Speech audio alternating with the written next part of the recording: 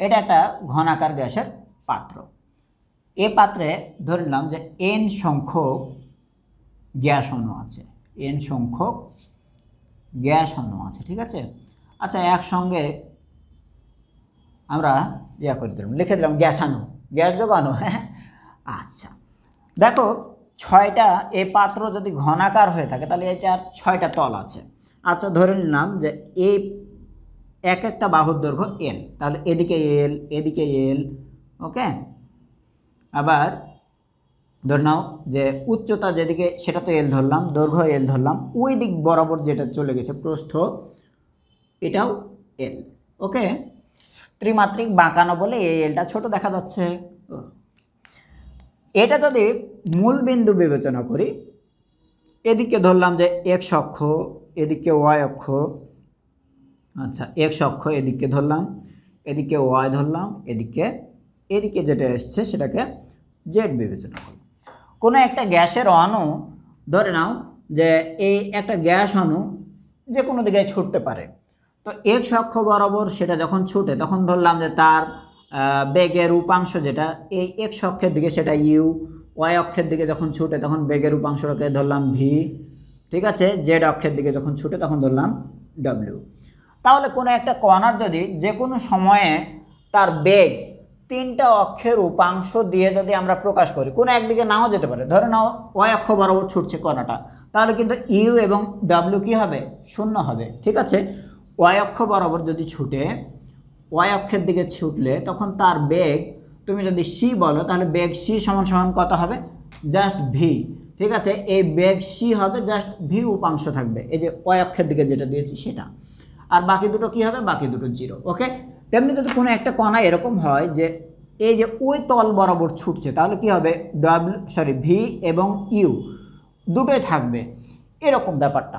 তো কোনো একটা কণা যে কোনো 3 দিকেই গতিশীল হতে পারে। এই হিসাবে এই কণার যদি গতিবেগটাকে আমরা সি দ্বারা লিখি তাহলে তার গতিবেগ সি হলে সি সমান সমান হবে U plus V plus W. চিনতে কি অসুবিধা হচ্ছে? ভেক্টর অধ্যায়ে তোমাদের ত্রিমাত্রিক স্থানাঙ্ক ব্যবস্থায় যে কোনো ভেক্টর আরকে তোমরা লিখেছিলে x i plus y j plus z কে, তেমনি এখানে একটা বেগ যদি 3 দিকেই মানে কোনো কণা সে র্যান্ডমলি একটা ত্রিমাত্রিক জায়গার মধ্যে যে কোনো দিকে ছুটতে পারে, অতএব যে কোনো মুহূর্তে তার বেগ যদি হিসাব করতে হয় তাহলে ত্রিমাত্রিক 3 দিকেরই ভেক্টর যোগের মান দিতে হবে। যদি সেটা শুধুমাত্র এক্স অক্ষের দিকে ছুটে তাহলে পরে ইউ এর মান থাকবে, বাকি দুটো কী হয়ে যাবে, জিরো হয়ে যাবে। এক কথায় তার টোটাল বেগ প্রকাশের জন্য 3টা অক্ষের উপাংশের মান যোগ করতে হবে, ওকে। এইটা তাহলে সি দ্বারা কোনো একটা গ্যাসের অণুর বেগ বোঝানো হবে। দেখো ভাই, এখানে আসলে 3 ধরনের বেগ সাধারণত থাকে।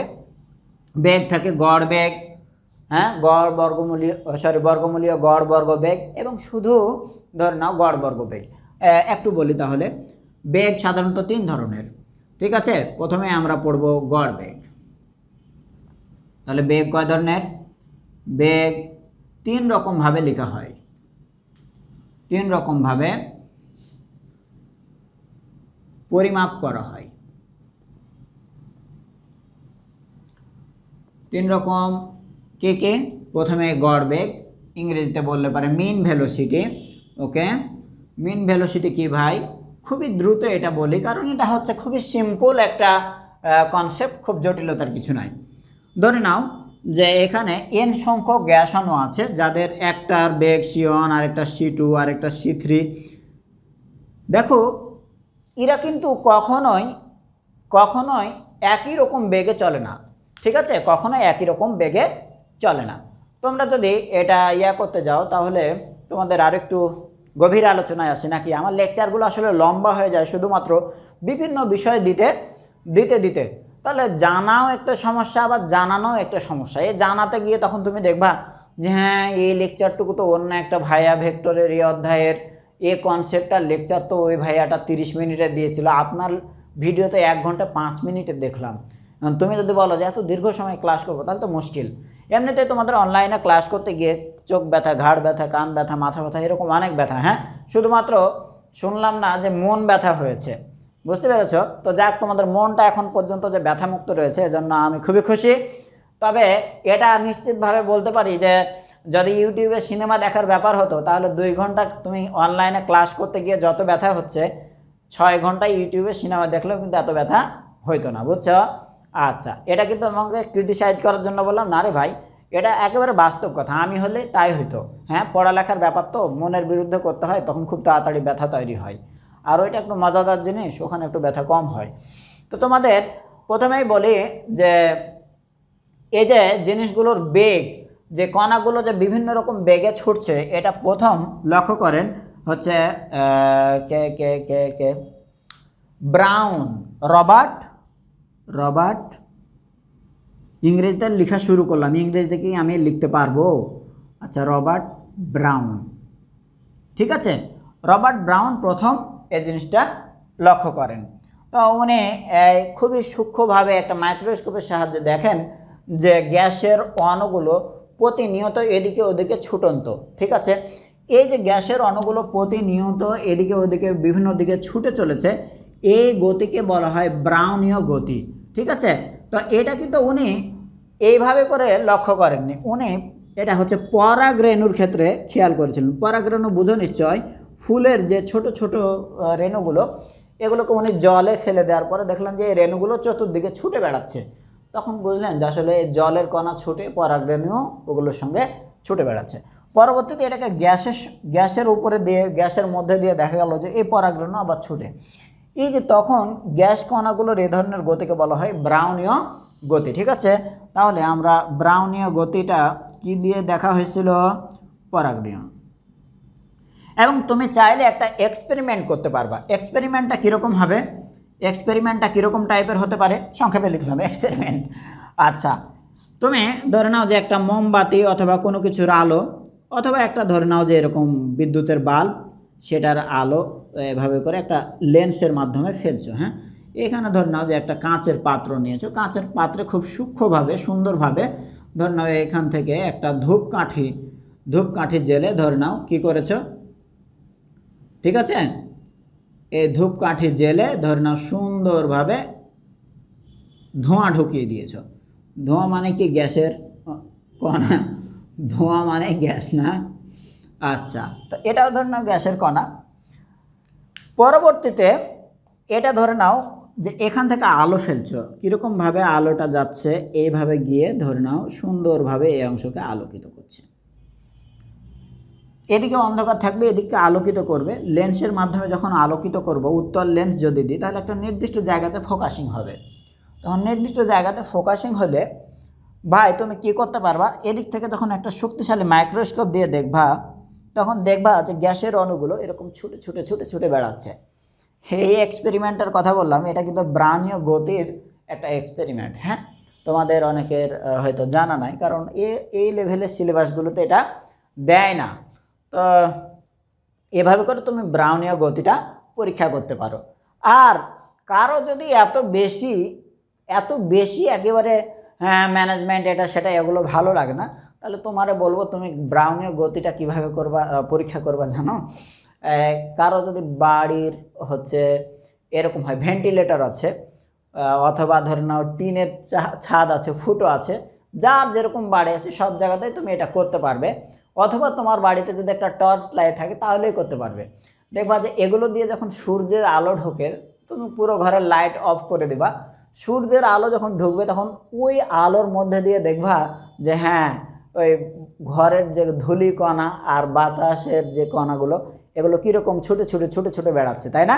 তাহলে পরে প্রতি মুহূর্তে কিন্তু ব্রাউনীয় গতিতে এই বায়ুর কণাগুলো ছুটছে, বাট আমরা এটা দেখতে পাই না।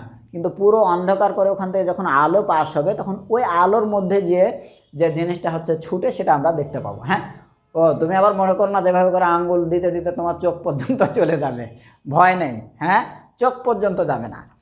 তাহলে আমরা ব্রাউনীয় গতির কিভাবে পরীক্ষা করা যেতে পারে, গ্যাস অণুগুলো যে ছুটে, এটা আমরা জানতে পারবো। তো এখানে সবগুলোর যে বেগ একই রকম না সেটাও বুঝলাম। হ্যাঁ, এক এক রকমের বেগে চলে। কোনো কণা শূন্য বেগের অধিকারী হতে পারে, আবার কিছু কণা অসীম বেগের অধিকারী হতে পারে।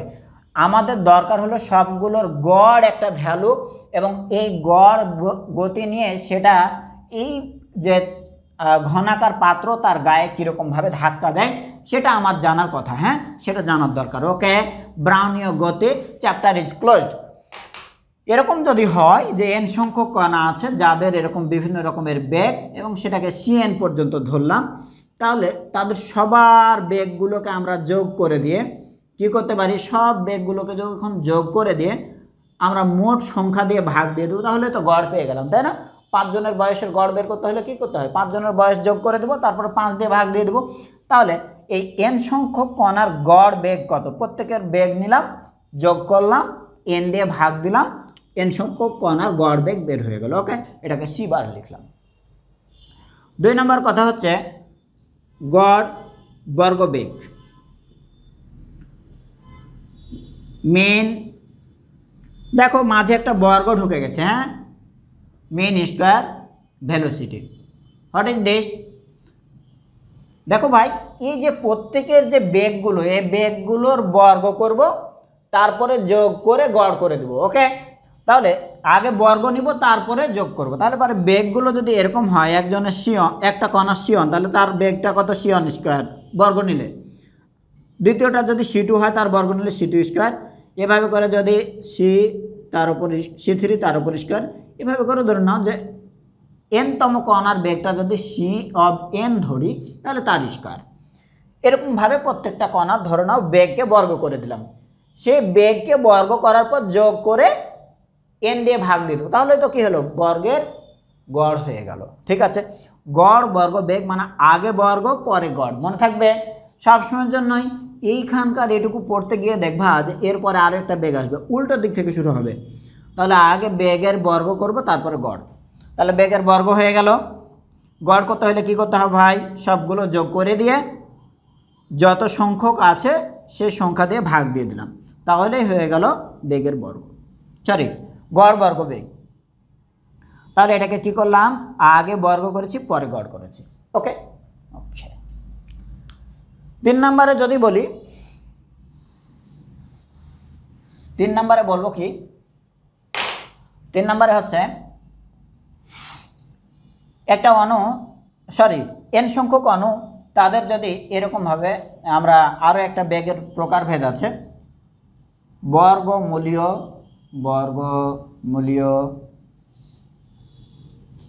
গড় বর্গ বেগ। দিস ইজ ইম্পর্টেন্ট, ঠিক আছে, এটাই যেহেতু ঘুরে ফিরে আসে, এটা ইম্পর্টেন্ট।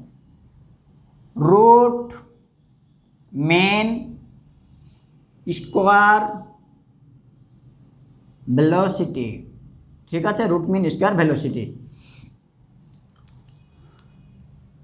কী করব, দেখো এটা শুধুমাত্র গড় বেগ ছিল, গড় করেছিলাম, এটা গড় বর্গ বেগ ছিল, আগে বর্গ করে তারপরে গড় করেছিলাম, আর এটা বর্গমূলীয় গড় বর্গ বেগ।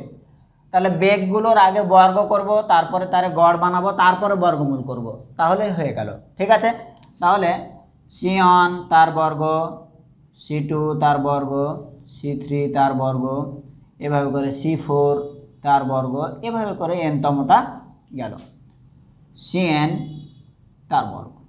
ভাগ দিব কি দিয়ে, ভাগ দিব হচ্ছে n দিয়ে, তাহলে কি হলো, বর্গের গড় হইল। এবার যখন তাদের উপর একটা রুট চড়িয়ে দিব, ওভার রুট দিলাম, তখন হলো বর্গমূলীয় গড় বর্গ বেগ। মনে রাখবা এই নামটার উল্টো দিক থেকে আসবে, আগে বর্গ, তারপরে গড়, তারপরে বর্গমূল। Okay, root mean square velocity. Okay, তাহলে এইটাকে আমরা বলবো C of RMS, root mean square velocity.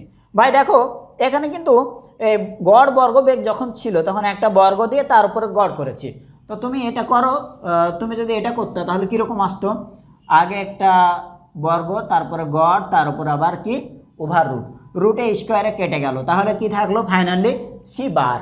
তো এটাকেই সংক্ষেপে লেখা হয় C of RMS, C of RMS।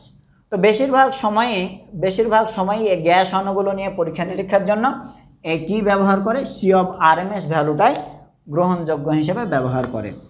মানে গ্রহণযোগ্য সবই এটাকেই সাধারণত বিবেচনা করে এই হচ্ছে পরীক্ষা নিরীক্ষাগুলোর গাণিতিক সমাধান নিয়ে আসে। তাহলে দেখো এটা আর এটার কিন্তু একটু মানের ডিফারেন্স আছে, কিন্তু খুব বেশি না। তুমি যদি 5টা কণা নাও, 5টা কণার বেগ ধরে নাও যথাক্রমে 1 2 3 4 5 মিটার পার সেকেন্ড নিলা, ঠিক আছে। তাহলে পরে তুমি যদি গড় করতে চাও তাহলে কীরকম মান দিবে, বা এই যে বর্গমূলীয় গড় বর্গবেগ করতে চাও তাহলে কীরকম মান দিবে। তুমি যদি এটাকে জাস্ট গড় করো তাহলে পরে গড় বেগের কথা যদি বলো তাহলে সি বার কত আসবে 15, 5 9 12 14 1 15, তাহলে সি বার হবে 15 ভাগ হচ্ছে 5টার গড় বের করছো তাহলে 3 মিটার পার সেকেন্ড। হোয়ারএজ তুমি যদি এইটা বের করো তাহলে দেখবা মোটামুটি 3-এর কাছাকাছি আসবে, 3.03 মিটার পার সেকেন্ড এরকম টাইপের আসতে পারে। বুঝতে পেরেছ? আসবে। ওকে, তাহলে আমরা বর্গমূলীয় গড় বর্গবেগ পড়লাম এবং এটাই হচ্ছে আমাদের জন্য। এরপরে যাই যে প্রত্যেকটা ইকুয়েশানে যে সি লিখেছিলাম প্রায় ইকুয়েশানেই, ওই সিটাই হচ্ছে সি অফ আরএমএস। তাহলে এটাকে আমরা জাস্ট কি লিখব, এটাকে যখন সি লিখব তখন বুঝবো এটা হচ্ছে গ্যাস অণুর বেগ বা গ্যাসের বেগ। গ্যাসের বেগ মানে গ্যাস অণুর বেগ। দিস ইজ বর্গমূলীয় গড় বর্গ বেগ, মনে থাকবে দিস ইজ বর্গমূলীয় গড় বর্গ বেগ। ঠিক আছে, now come to the point, another point, ইকুয়েশনগুলোর প্রতিপাদন দেখি আমরা।